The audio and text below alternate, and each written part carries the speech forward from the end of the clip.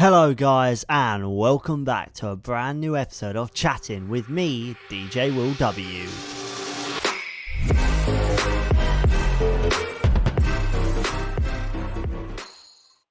Hello, and welcome back to a brand new episode of Chatting with me, DJ Will W. And we've got a special guest today, all the way from Montreal in Quebec. His name is Jay Pieezar Music. How are you doing, my friend? I'm doing great. How about you? Yeah, I'm all right, man. So tell me about this journey of music that you've been on. Tell me how you've got from then to now in your music life. When did you start? It started a couple years back. I was actually in high school, and I was starting to listen to EDM. When I got in my first year of high school, and it was really new at the time. I was exploring artists like David Guetta, Nicky Romero, Afrojack. And when I went on vacation to Florida, I asked for Christmas to my parents that they can buy me a DJ controller. And it was super fun because when I came back from that vacation, I actually got the Hercules MX4 that you could install with a virtual DJ. And there were like new knobs and new techniques, and it looked super fun. uh, and I practiced myself for a couple months, and then my first gig was happening. At the time, I didn't have an artist name or anything. It was just like once in a while, but I got interested into it pretty quickly. Yeah. That's awesome. That's awesome. So how many years ago was that? Was that recently or was that, you know, uh, That was back in 2011. 2011? Geez. Yeah. So you've been doing it for quite a long time now. Um, so So what sort of genres of music are you actually into then? So is it bass house, house music? Are you into the UK house scene? That's what I want to know.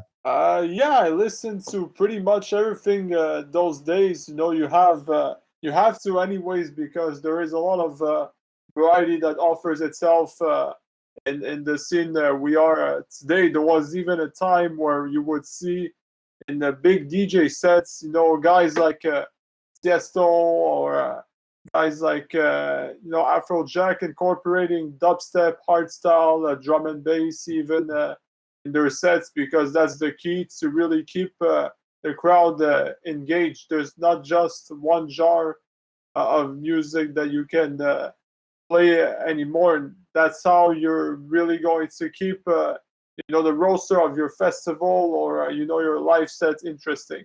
Definitely, definitely. So tell me, so you're at school, is what was your perception on your transition between music back in school to music that you listen to now? Is it all the same or is it completely different? Is it, a completely different type of genre of music, or is it more focused on your unique sound?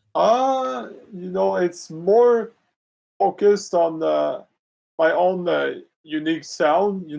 At the time, when I started in 2011, I was more like a local corporate DJ, and it wasn't until 2000, January 2019 that I really started Jay Pieezar. And in the meantime, I had several artists name and projects that never really took off.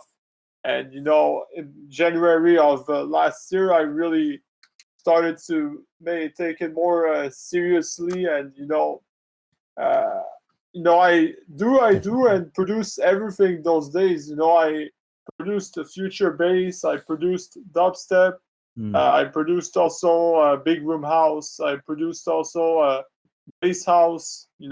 As you may have noticed in my discography, Yeah.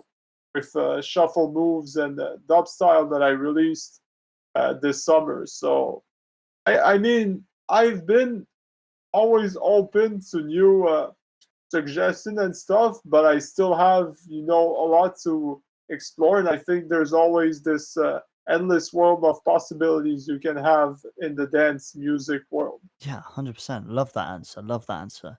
So, question for you. Your upcoming new track, The Flow of Life. Tell me how that that came about. Tell me what you thought of, what your ideas were, you know.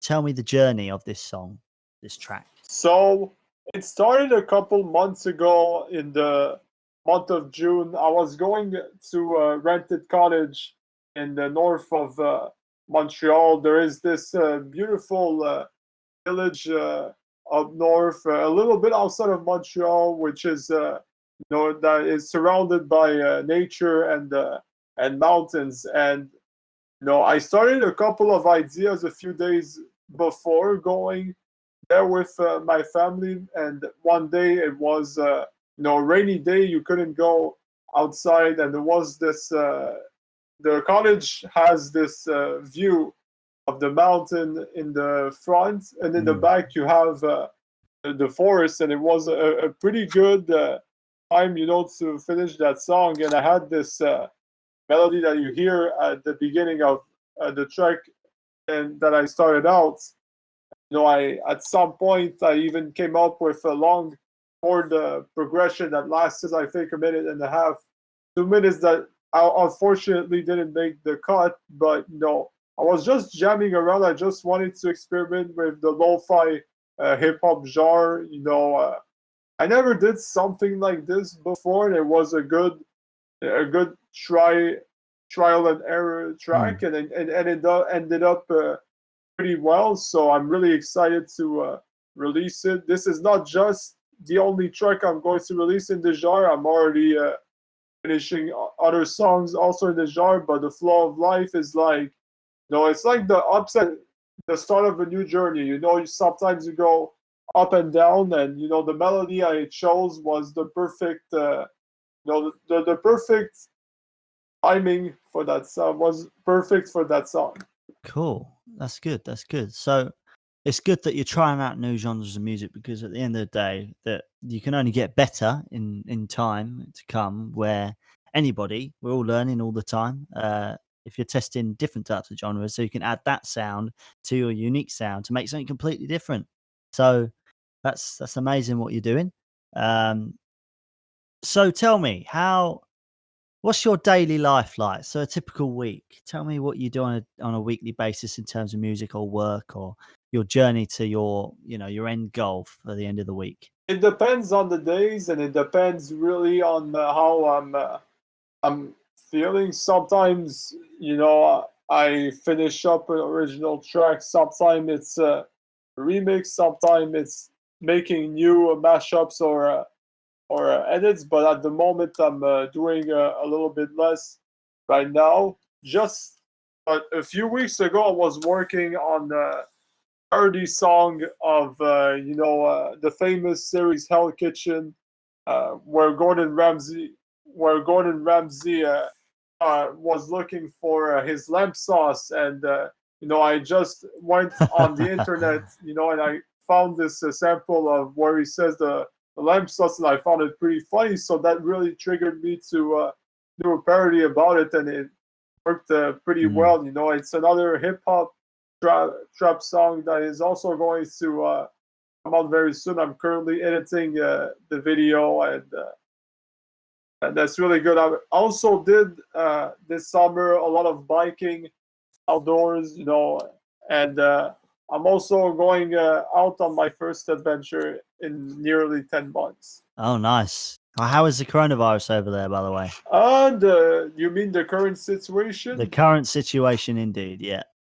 Um, you know, we're we're starting to see some new cases of COVID-19 in Canada, but it's not as bad as in the US. I think that this summer was really great. We did there weren't like major outbreaks anywhere. I think that people started to wear a face mask indoors, and there were like Yeah. more drive-in events. I think it's a tendency that we're going to see more often in the future. And by the way, those types of events were already existing back in the 50s or 60s. You will have those ritual events in Montreal where people would come with their cars, and there would be like restaurants and all that stuff. A few days ago, Dead Mouse came in Montreal in Royal Mounts.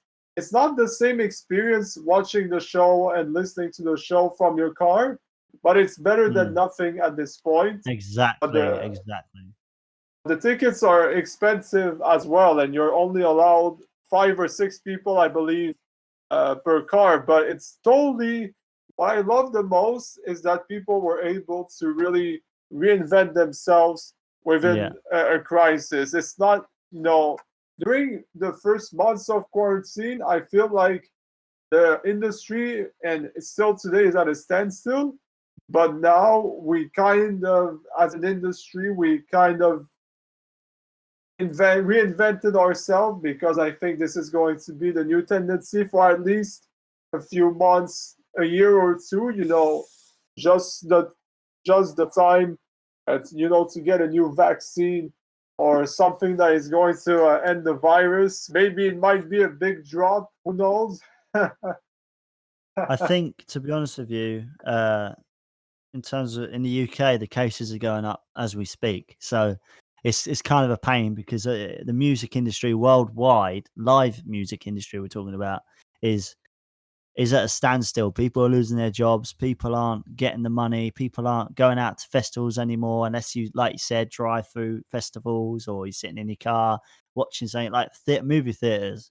Like most of the time, it's inside. But most nowadays, that like you said, back in the olden days or whatnot, it was normal to go to a theater in your car and watch it outside, sort of thing. Um, so, yeah, it's one of those things where we have to look back and reinvent ourselves. If it's to do with music or not, we still have to think outside the box, if you know what I mean. I totally agree with you, and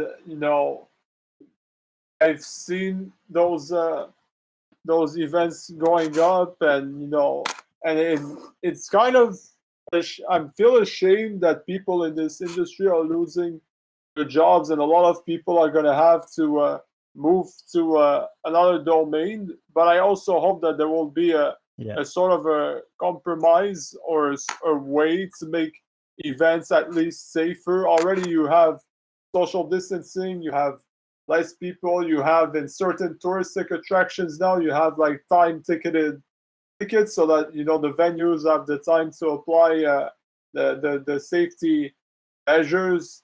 Just now, there has been an operation done in the province of Quebec in bars and restaurants to make sure that everybody was respecting the rules. And fortunately, like predicted, police officers offered 90 tickets to restaurants who weren't respecting the rules, and the fines are pretty hefty. It can go, if you don't wear a mask now in public, it can go from a first offense to 400 Canadian dollars to 6,000 Canadian dollars. So it's now I think that people started to take this seriously, but you still have those anti-mask protests, and you have all those stuff, conspiracy theories, which I don't really follow, by the way.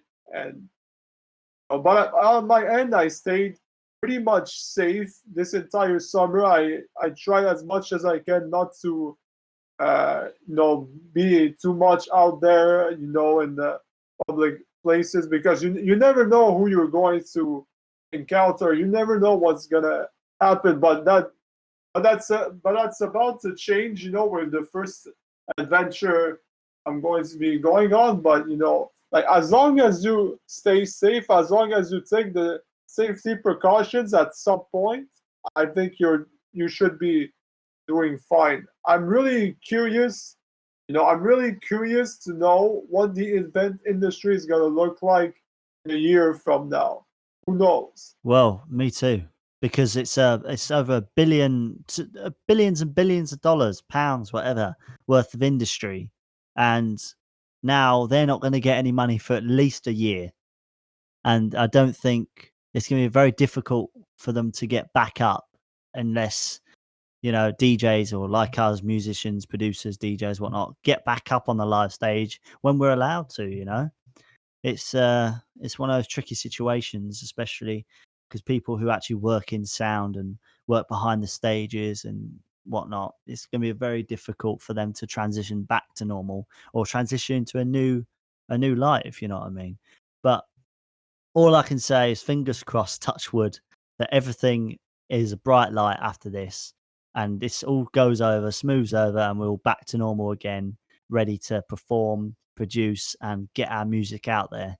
If you know what I mean. Yeah, before quarantine, I actually did two shows, and it was at a small bar. You know, I did two live sets of 1 hour. The total of the crowd was 10 to 15 people. It was in the back of the bar. You know, and there was this big room, and you know, I was DJing in a small cube, you know, a small cube, and there were like a couple of people, and I was supposed to perform in the month of March, but everything turned around for me, you know, and it was a little bit sad, but you know, life sometimes brings you unexpected things, and you know, not too long ago, I was reading about the generation COVID. You know, there is a lot of uncertainty right now, but you know, I lived it in the month of March, and I still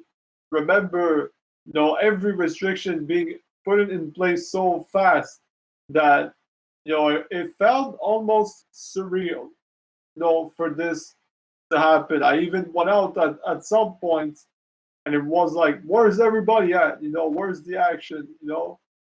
It's kind of scary because when the lockdown, well, we're still sort of in lockdown, but it's quite scary that you had to stay in your house. And to be honest, a lot of people are getting it. And when you feel, well, I'm not wishing it upon anyone, but I think being stuck inside, you think, oh, all this is happening around you.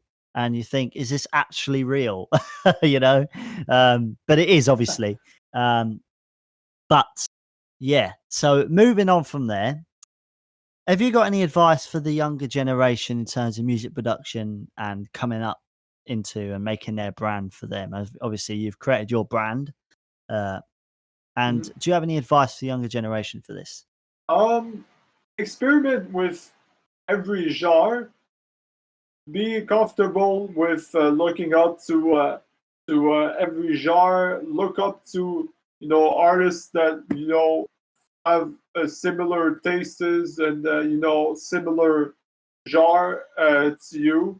Look up to documentaries and how they operate. How do they, you know, how do they put their brand out there? For example, like Marshmello or Chainsmokers and all that stuff. And if you want to have, you know, a mask type of artist, mask type of identity, how am I gonna make sure that the mask represents well my brand? Also, what I advise is choose the most comfortable DAW you can work in. It doesn't matter if it's Ableton, Logic, FL Studio, Cubase, or Studio One Professional. As long as you are able to make good music, that's what matters. And also, Cool. my other advice is take inspiration from anywhere. It can be from, you know, something, some cultural. It can be from, you know, your own moments. You know, music feels real when it comes from your heart, and when you know you are able to translate your own emotion into the music you are making. And also, my last advice is learn how to use social media in a way that is going to reach out to people. This also means joining Facebook groups, you know, Facebook chat groups, Discord server groups. And you know, there's a lot of artists those days that are open to give out feedback, you know, to the younger producers, and it's always good to see this and take notes from those feedback, because often those are the mistakes that are going to make you not sign a record deal with a particular label. So that's 100%. the advice I would give to the younger generation of producers. That's perfect. Perfect. So you guys don't forget that. advice. Anyway, so moving on from that, you as an artist, do you have any struggles like writer's block? Because I know I do, and I feel like is there any way of getting over that for the listeners? Uh, it does sometimes happen to me. I have a lot of projects that are unfinished in my computer, but sometimes I put those projects in a shelf because I think that there is a time and a place to finish those projects and put them out there. Whenever I feel ready to finish them, I finish them. I really go with Hmm. right now the flow of what is the best time to finish a project. Sometimes I start new projects because I sometimes when you stay too long on another project, you end up being you end up being too focused on it, and starting a new project or working on other projects can be really good as well. Just going out for a walk, going biking, and doing all kinds of stuff is also a good way to help you out. Refocus yourself and avoid what we call this writer's block. But most of the time, I stay on the project for at least an hour and a half, and then after this, I change projects and stuff. It's good to have also this writer blocks because it really pushes you to really be more creative, but then don't get the writer's block too Mm, much. definitely. Yeah, 100%. So, have you got any main goals you want in life? So, anything you want to tick off your bucket list? Um, I would definitively love to play EDC Las Vegas. I would love to play Ultra Miami if it ever goes back. It would be super great.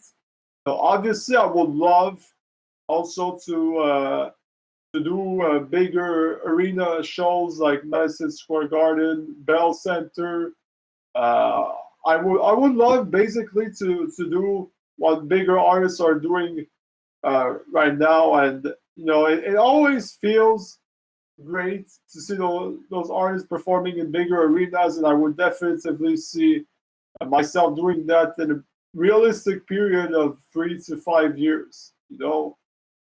All small goals lead to bigger goals. That's what I'm saying.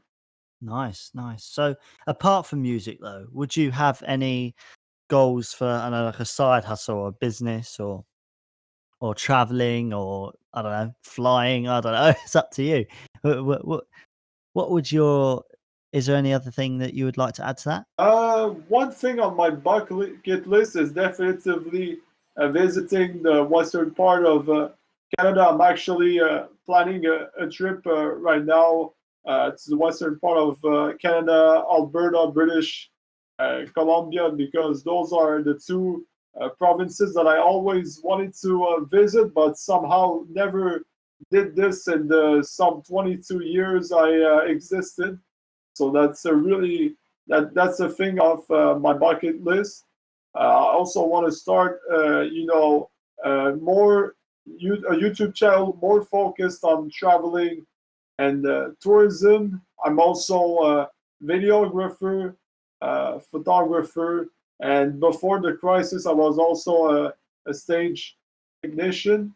So that's really good. Apart from traveling, I would love to to start some blogs and really whatever I have in goal, I'm just gonna put it out there. Have you ever had any awkward moments? Because I know I get some sometimes. Well, not sometimes. Very rarely. I have some accidents or something that happens, like oh, you mixed the song a bit wrong, or you've transitioned it wrong. Do you have any of those times that's happened to you? I had some weird moments, and I have like two stories that I'm going to share that's gonna be helpful. You know, at the time I was mixing at my high school, and the crowd I was playing for, I was actually for my fellow students. They weren't really into EDM and all that stuff. And usually, the way it works in those types of parties is that you have like the paper and you request a song into it. And some people would bring to the DJ booth, they would bring their phone because they wanted to put the whole mix, and it was a bit awkward because I was already mixing. And at the time I had a computer and a DJ controller, and then when the requests came in, you have to type on Google or all that stuff, find the song, be able to create seamlessly a good transition. That was awkward because it should have been done earlier. And my other awkward moment was at a small party, and I mixed up the address of that party, and it ended up being a all hip hop crowd. And I played a little bit of house music, EDM. There's this guy telling me to stop playing dubstep, and that dubstep wasn't really good. And that was really awkward because dubstep is not house music, and it was like kind of awkward because I know exactly what dubstep is, and it felt weird. It felt awkward. So I don't think after this I recall any weird moments, but those are the weird moments I had. And for every artist, marketing is a big, big, and most difficult thing for us. Correct. So, I think what do you struggle with marketing? Because marketing is very, for me, I find it very hard because I can't, to get the reach is very difficult, especially with the algorithm. Without paying for an ad these days, you can't just share it on Facebook and think, or YouTube or whatnot, and think that everybody's going to see it. So, what do you think? Uh, I would I would say that it's becoming definitively a new challenge those days, and I think we're gonna have to adapt to it. One of the most difficult things I find about marketing is to find authentic marketing services. Those days, you have a lot of SoundCloud, YouTube promo, and most of the time those promos are fake because all it gives you is really views and comments, and sometimes they don't come from authentic people. Sometimes you get on Instagram some weird followers, that are not Exactly. even authentic. And sometimes you even have like get plus 60,000 followers, or get 10,000 followers, and it's not really authentic. So it's definitively becoming a challenge to market yourself with some authentic, real growth patterns. But there's also, on the other end, you also have some playlisting on Spotify, and which you can do for a very small price, which is pretty affordable, and you can have great playlist placement if you pay Mm, the money for it. But you also need to get the support of your 100%. other fans and followers. Everything starts basically with a natural fan base, and then the rest is That's history. right. That's right. So, have you what's your other songs that you've got coming out? Uh Besides Words, the Lamb Sauce, and The Flow of Life, I don't have really any other songs coming out at the moment, but I did start it, however, two other songs that are more big room. I'm still figuring out if I'm going to release them or not. And I also have all Mm, the other lo-fi songs. It really depends on the direction I'm going to take in the next few months. For now, I'm going to focus on the two upcoming releases I have, and see from there how it's going to turn out. if you don't mind me asking, in life, especially in music, for me, mental health and music comes part and parcel, meaning that music is a big thing for me, and I wouldn't be doing anything else if it wasn't for music, if you know what I mean. Music makes me happy. Is that the same case for you? If you weren't doing music, I don't know what I'd be doing because I don't know what I'd be doing. Um, well, it's a good thing that you're asking this question because I do. Does it stimulate you mentally? That's what I'm saying. It does stimulate me mentally. It helps me to go through hard times. It helps me Mm. also go through good times. It also helps me to lift my mood up.